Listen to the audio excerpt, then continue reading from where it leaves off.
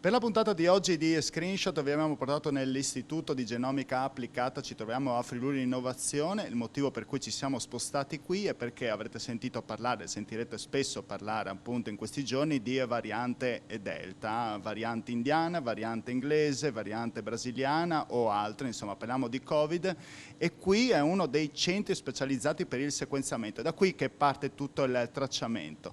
Ci troviamo con Michele Morgante che è il direttore scientifico dell'istituto. Buonasera. Buonasera a voi. Allora, oggi ci spiegherà un po', diciamo, non solo ci svela anche i trucchi, ma da come tutto è partito, insomma, perché voi siete dei cacciatori di virus, potremmo dire così. Noi siamo dei cacciatori di sequenze di DNA. Abbiamo sequenziato DNA da organismi di tutti i tipi. Quando è nata l'emergenza Covid abbiamo pensato di mettere le nostre competenze a disposizione della comunità nazionale, quindi iniziare a sequenziare il genoma del virus. Non dobbiamo dimenticarci che questa pandemia ha segnato l'ingresso della genomica nella gestione di una pandemia, perché mai prima si era potuto seguire praticamente in tempo reale l'evoluzione di un patogeno attraverso il sequenziamento, cosa che ha permesso di ricavare una serie di informazioni molto importanti per tutta una serie di misure di sanità pubbliche.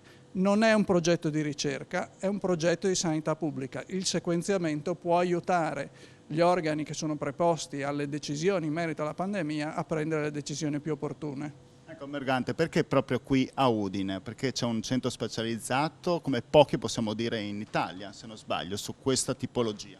Perché ormai 15 anni fa l'Università di Udine, Friuli Innovazione e alcuni ricercatori dell'Università di Udine avevano deciso di creare un centro di sequenziamento che fosse all'avanguardia nazionale e internazionale. Poi un paio d'anni più tardi noi siamo stati il primo centro che ha adottato una nuova tecnologia di sequenziamento prodotta da un'azienda americana che oggi è di fatto la tecnologia di sequenziamento di gran lunga più usata al mondo e che viene utilizzata dalla stragrande maggioranza dei laboratori che si occupano di sequenziamento Covid.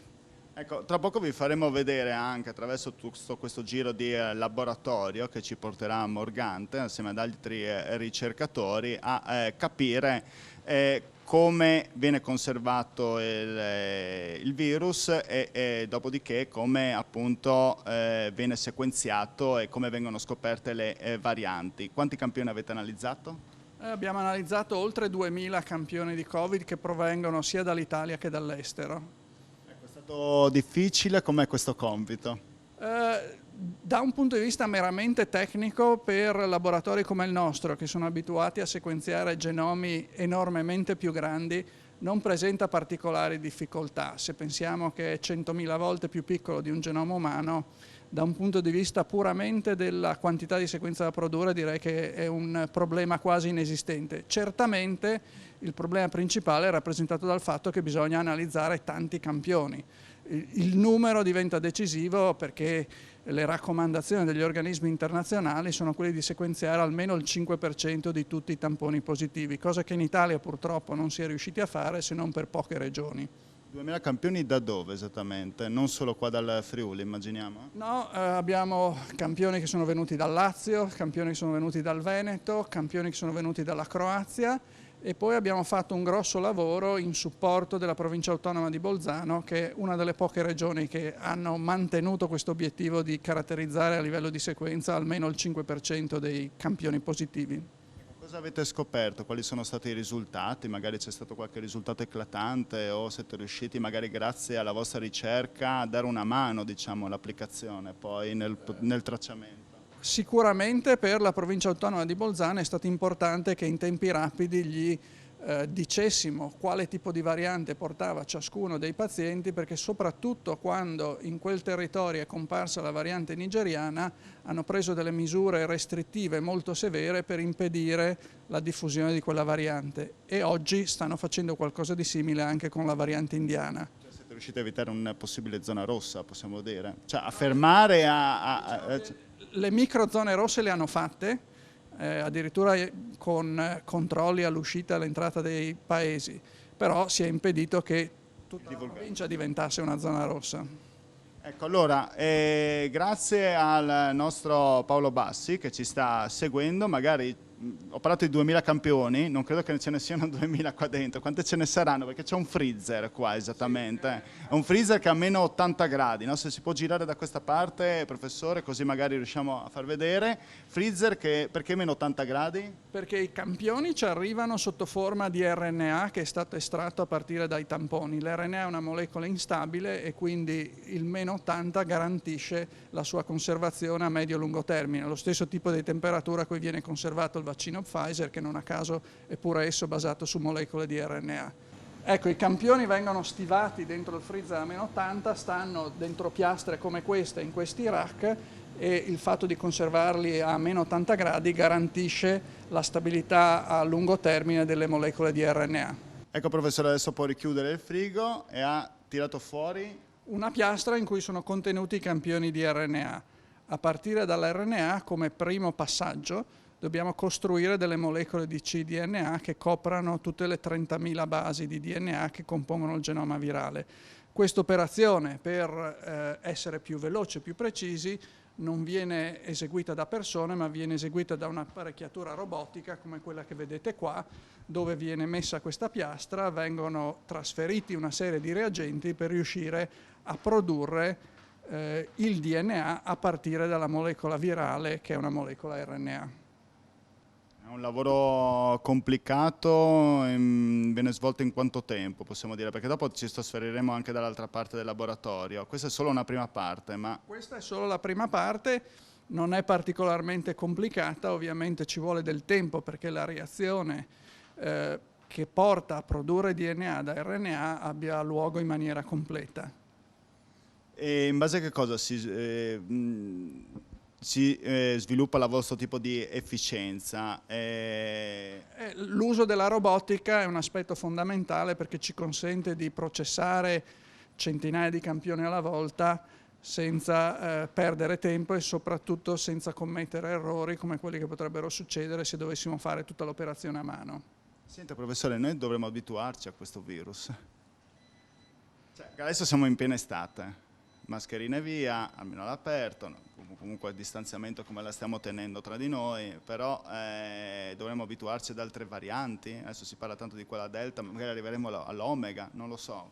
Sì. Parlo anche a livello ignorante perché non capisco bene le classificazioni poi.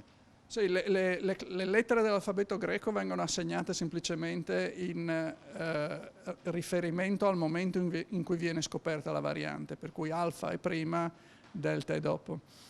Il virus sicuramente evolverà ancora e fra l'altro dobbiamo ricordare che le varianti che conosciamo, alfa, beta, gamma, delta, non sono che una piccola parte di tutte le varianti, perché ce ne sono centinaia di migliaia di altre che, non avendo caratteristiche specifiche dal punto di vista o dell'infettività o dell'aggressività, non hanno avuto un battesimo con un nome.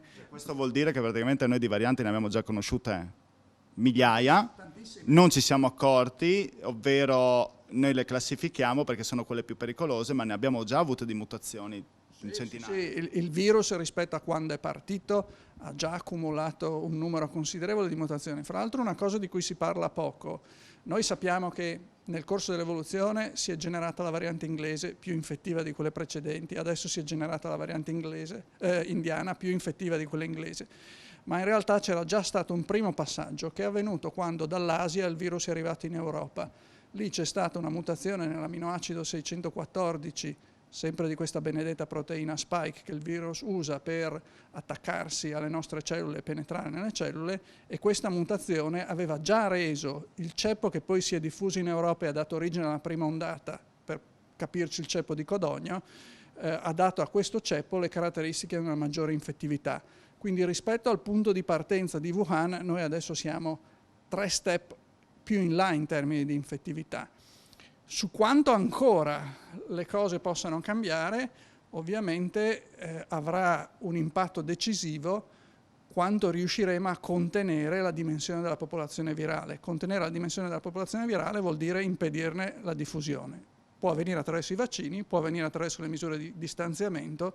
Se riusciamo ad andare avanti con vaccini e distanziamento, riusciremo a tenere più facilmente a bada il virus. Però le vacanze, in un certo senso, con lo spostamento da una parte all'altra d'Europa o del mondo, potrebbe complicare ulteriormente le cose, sempre che non ovviamente vaccinati magari possono andare avanti e indietro, però mettiamo caso che qualcuno si sposti comunque. Sì, io credo che il pericolo maggiore sia rappresentato dalla possibilità che restino nel nostro pianeta delle aree dove né vengono prese le misure di distanziamento né viene eseguita una campagna vaccinale efficace.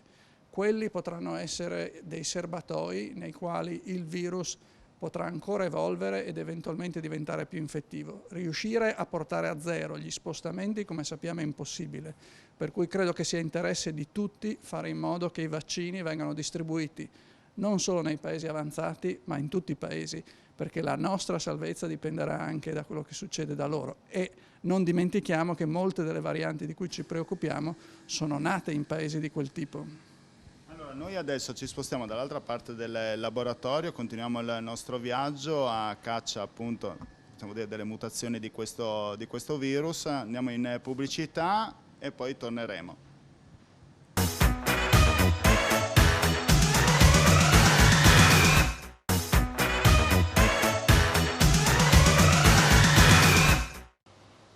Eccoci, siamo arrivati in un'altra parte del laboratorio, sempre con il direttore scientifico dell'Istituto di Genomica Applicata, Università di Udine, Michele Morgante. Oggi ci accompagna a capire come si cacciano i virus, in particolare il variante Delta, perché qui siamo tornati col nostro campione, no? Sì, qui siamo tornati col campione dove è stato prodotto il DNA a partire dall'RNA, e adesso dobbiamo ulteriormente moltiplicare le molecole di DNA attraverso una procedura di amplificazione in vitro, per cui il tutto viene messo dentro una macchina come questa macchina compie una serie di cicli di riscaldamento e raffreddamento e esponenzialmente aumenta il numero di copie delle molecole di DNA del genoma virale, e dobbiamo produrne una quantità sufficiente per poi riuscire a sequenziarle.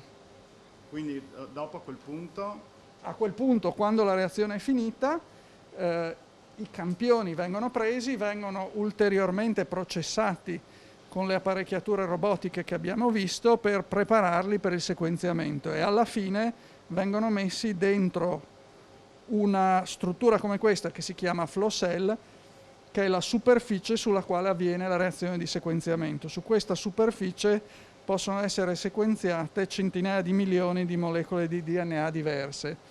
Questa messa in questa macchina, che è un sequenziatore di nuova generazione, che in circa 24 ore completa il suo lavoro di sequenziamento, produce circa 300 basi di sequenza da ogni frammento, produce centinaia di milioni di sequenze da ognuna di queste flow cell. Alla fine del lavoro, ovviamente, la macchina ci dà delle sequenze corte, poi saranno i computer, tramite appositi algoritmi, che prima ricostruiscono l'intera sequenza del genoma virale, quindi le 30.000 basi di ogni campione iniziale che è stato ottenuto da ogni tampone dei pazienti, e poi lo confronta con la sequenza del genoma di riferimento, che resta quella del ceppo originale di Wuhan, e va a cercare tutte le differenze. Sulla base delle differenze che si trovano fra ogni singola sequenza e il ceppo di riferimento, abbiamo poi degli algoritmi che classificano ogni sequenza rispetto alle varianti già note. Per cui, così facendo, troveremo che abbiamo varianti spagnole, varianti inglesi, varianti brasiliane e adesso varianti indiane. Senta, ma può partire tutto da un laboratorio? Si parla spesso che tutto è partito da un laboratorio di Wuhan, il virus, il Covid. Può succedere, è già successo, nel senso che nel 1978 c'è stato un famoso incidente in Inghilterra di fuoriuscita di virus del vaiolo da un laboratorio dove si lavorava sul virus del vaiolo, con alcune morti e poi anche con il triste episodio del suicidio del direttore del laboratorio.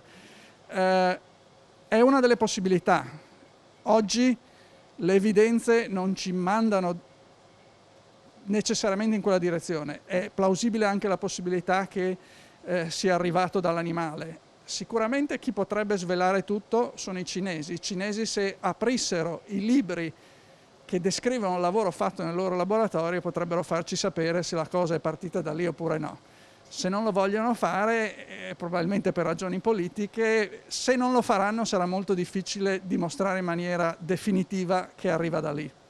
Allora, noi abbiamo studiato un po' e siamo venuti a conoscenza del laboratorio di genomica. Chi può darci una mano è Davide Scaglione, che è ricercatore.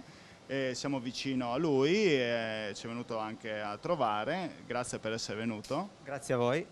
Per scoprire un po' questo laboratorio, se non sbaglio Scaglione ha anche un suo ruolo, no? Di tipo formale anche. Sì, io mi occupo della innovazione tecnologica del laboratorio di IGA e di IGA Technology, che è, diciamo, il ramo commerciale dell'istituto, e la nostra missione è quella di fornire queste tecnologie di sequenziamento a ricercatori e anche a industrie private, quali ad esempio ditte sementiere o industrie del settore biotech e biopharma, strumenti appunto applicativi che sfruttino le tecnologie di sequenziamento. Quindi, diciamo, nel nostro arsenale dobbiamo tenere la più variegata, diciamo, opportunità dal punto di vista di metodiche di sequenziamento, tecnologie di preparazione dei campioni e anche sistemi di algoritmi avanzati per analizzare i dati e dare delle risposte che siano efficaci per le necessità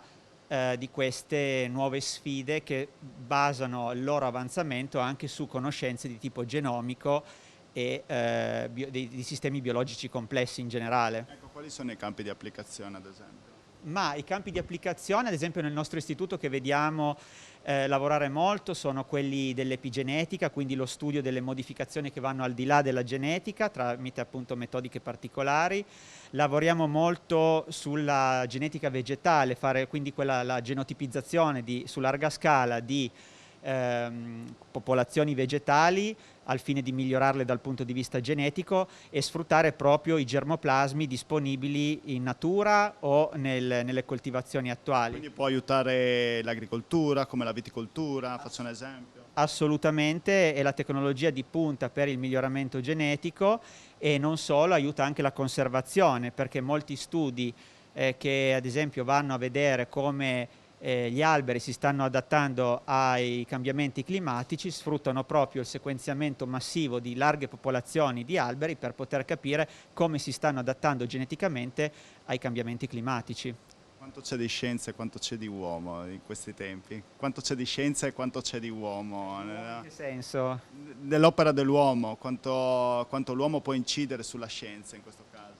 Beh, sicuramente l'attività dell'uomo ha un forte riscontro in quelle che sono le dinamiche che plasmano poi le risorse naturali. Sicuramente, ad esempio, le coltivazioni sono un esempio che hanno, ad esempio, ridotto la diversità genetica, come anche l'inquinamento tende a ridurre la diversità genetica. Ad esempio, un'altra applicazione che noi usiamo molto è quella della metagenomica, quindi non di sequenziare un individuo o un virus, ma sequenziare tutto il DNA presente in un determinato substrato proprio per capirne la complessità. Può essere questo la flora batterica dell'intestino per poter valutare la salute delle persone, può essere questo ad esempio gli organismi che vivono nel suolo per poterne valutare la sua salute, quindi il suo stato di biodiversità. Dove vi state spingendo per il futuro? Il futuro dove sta andando? Il futuro sta andando in tante direzioni, infatti per noi è anche difficile stare, come dire, non esaltarci troppo, a prendere troppe strade. Magari di solito chiederò anche a Morganta adesso, non pensavate di andare a studiare adesso un virus piuttosto? Assolutamente non ce lo saremmo mai augurato, però essere pronti, essere reattivi, avere tante tecnologie, avere tanto know-how a disposizione sicuramente ci ha aiutato ad avere un impatto in questa battaglia.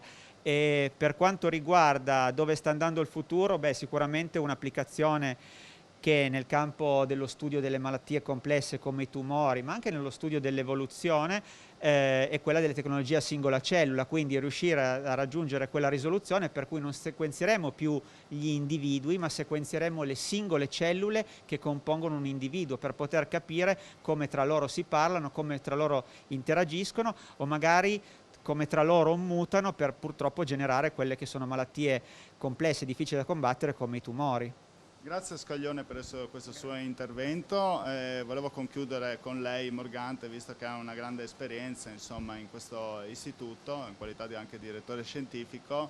È più difficile sequenziare nel campo dell'agricoltura, per dare una mano al campo dell'agricoltura, o più difficile in questo ambito appunto per il virus? Più esaltante, meno esaltante? Diceva Scaglione, non ci saremmo mai aspettato e neanche, non è neanche bello visto che la situazione che si è creata, però date una mano forte in questo momento alla ricerca. Sì, sicuramente il lavoro sul sequenziamento del genoma del Covid ha molto motivato le persone che lavorano qua, perché hanno percepito il loro lavoro non solo come un lavoro che è al servizio della ricerca, che ogni tanto può sembrare lontana dai bisogni della gente, ma come un lavoro che è andato a aiutare gli sforzi di sanità pubblica. Io direi che la biologia è tutta complessa, che si tratti di un virus che ha dimensioni microscopiche o che si tratti di un albero che ha dimensioni giganti, hanno tutti i tipi di complessità diversa che derivano da aspetti diversi. I virus, per quanto piccoli, sono organismi diabolici, tant'è vero che non siamo mai riusciti a mettere in piedi strategie farmacologiche efficaci contro i virus, quindi non è che essere piccolo garantisca che sia semplice combatterlo. La tecnologia sta evolvendo molto rapidamente. Una delle nuove tecnologie, ad esempio sequenze, invece che dentro macchine grandi come questa, dentro oggetti grandi come questa. Questa macchina produce sequenze che addirittura rispetto a quella sono molto più complete, e questa me la posso portare anche sul campo. Quindi il futuro è quello di un sequenziamento che sarà sempre più, diciamo, prêt-à-porter, per cui potrò andare, ad esempio, nella giungla dell'Amazzonia con pochi strumenti e attraverso una macchina come questa andare ad esempio a caratterizzare eventuali nuove specie che sono presenti. Il sequenziamento sta entrando sempre più nella nostra vita quotidiana. Il Covid è stato un esempio, ma sicuramente l'altra frontiera dalla quale siamo vicini è il fatto che verrà sequenziato il genoma di ognuno di noi, e questo verrà utilizzato per tutta una serie di pratiche cliniche. Non solo verremo sequenziati alla nascita, ma verremo poi risequenziati ripetutamente nel corso della nostra vita per riuscire a capire cosa ci sta succedendo e utilizzare queste informazioni per una medicina che vada più verso la prevenzione che non verso la cura. Grazie a Morgante, grazie per questo suo intervento, ringraziamo anche Scaglione, ringraziamo l'intero laboratorio di genomica, ci è stato utile insomma in questo viaggio capire un po' qual è il sequenziamento anche di quel virus che ha un po' sconvolto tutto il mondo. Se non sbaglio, l'ultima cosa che volevo chiedere a Morgante, questo è uno dei 6 centri in cui viene analizzato il virus, forse non l'abbiamo detto prima. L'Istituto Superiore di Sanità ha identificato 6 centri in Italia che affiancano i laboratori regionali per aiutarli nel lavoro di sequenziamento, e noi siamo uno di quei 6 laboratori. Complimenti ancora, io vi ringrazio per la vostra cortese e fedele attenzione. Screenshot torna domani sempre alla solita ora. Grazie, arrivederci.